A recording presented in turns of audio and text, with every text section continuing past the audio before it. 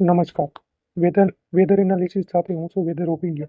ગુજરાતમાં ફરીવાર એકવાર કાળઝાળની વચ્ચે વરસાદની આગાહી કરવામાં આવી છે. આગામી દિવસોમાં ગુજરાતમાં આજે વહેલી સવારથી જ વાતાવરણમાં અચાનક પલટો આવ્યો હતો. રાજ્યના અનેક તાલુકામાં કમોસમી વરસાદના ઝાપટા પડ્યા હતા. તો ગુજરાતમાં અનેક તાલુકામાં આજે વહેલી સવારથી કમોસમી વરસાદ નોંધાઈ રહ્યો છે. ખાસ કરીને દાહોદ જિલ્લામાં સારો વરસાદ પડ્યો છે. ફતેપુરમાં સવારે 6 થી 8 વાગ્યા દરમિયાન સૌથી વધુ 20 મિલી વરસાદ નોંધાયો હતો. દાહોદના ચુચર વિસ્તારમાં પણ વહેલી સવારે 12 મિમી વરસાદ નોંધાયો હતો. ઉપરાંત મહીસાગર જિલ્લાના સંતરામપુર તાલુકામાં પણ માત્ર 2 કલાકમાં 10 મિમી વરસાદ વરસ્યો હતો. દક્ષિણ ગુજરાતમાં પણ કમોસમી વરસાદ જોવા મળ્યો છે. આ કમોસમી વરસાદથી ગરમીમાં આંશિક રાહત જોવા મળી રહી છે, પરંતુ હવામાનમાં અચાનક ફેરફારને કારણે ખેડૂતો અને નાગરિકોને સાવચેત રહેવાની જરૂર છે. હાલ ગુજરાતમાં એક સાથે 2 સિસ્ટમ આવતા ગુજરાતમાં વરસાદની શક્યતાઓ હાલ રહી છે અને કમોસમી વરસાદ પણ પડવાની આવનારા 2 દિવસ આગાહી કરવામાં આવી છે. તેમાં ઉત્તર ગુજરાત, મધ્ય ગુજરાત અને સૌરાષ્ટ્રમાં પણ વરસાદની આગાહી કરવામાં આવી છે. વચ્ચે વરસાદની આગાહી કરવામાં આવી છે. આગામી દિવસોમાં ગરમીમાં વધારો તો રહેશે, પરંતુ 1-2 ડિગ્રીનો આંશિક ઘટાડો પણ જોવા મળી શકે છે.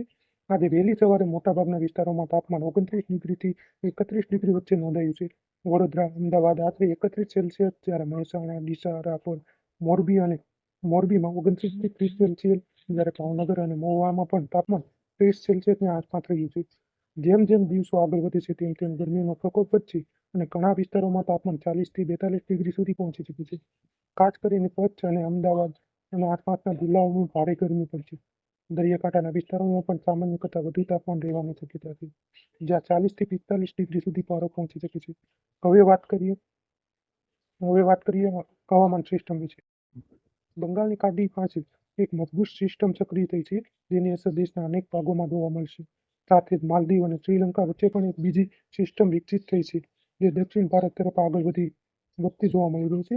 આ સિસ્ટમ હૈદરાબાદ અને મહારાષ્ટ્ર તરફ આગળ વધે તેવી સંભાવના છે અને દક્ષિણ ભારતના ઘણા વિસ્તારોમાં વરસાદ લાવશે. ગુજરાત પર તેની આંશિક અસર પ્રી મોન્સૂન પ્રવૃત્તિના ભાગરૂપે જોવા મળશે. સાથે જ વેસ્ટર્ન ડિસ્ટર્બન્સ પણ સક્રિય હોવાથી ઉત્તર ભારતમાં વરસાદ અને હિમવર્ષા થઈ રહી છે, જેના કારણે હવામાન અસ્થિર જોવા મળી રહી છે. દિલ્હી સહિત વિસ્તારોમાં ગરમી, ઠંડી, વરસાદ ત્રણેય પરિસ્થિતિઓ વચ્ચે ફેરફાર જોવા મળી રહ્યો છે.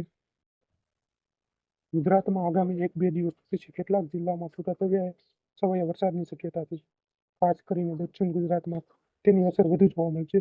મહારાષ્ટ્રના દરિયાકાંઠા પાસેથી સિસ્ટમ આગળ વધીને દક્ષિણ ગુજરાતમાં પ્રવેશી શકે છે, જેના કારણે મધ્યમ વરસાદ અને ભારે પવન ફૂંકાવાની શક્યતા છે. કેટલીક જગ્યાએ વાવાઝોડા જેવી પરિસ્થિતિ પણ સર્જાઈ શકે છે.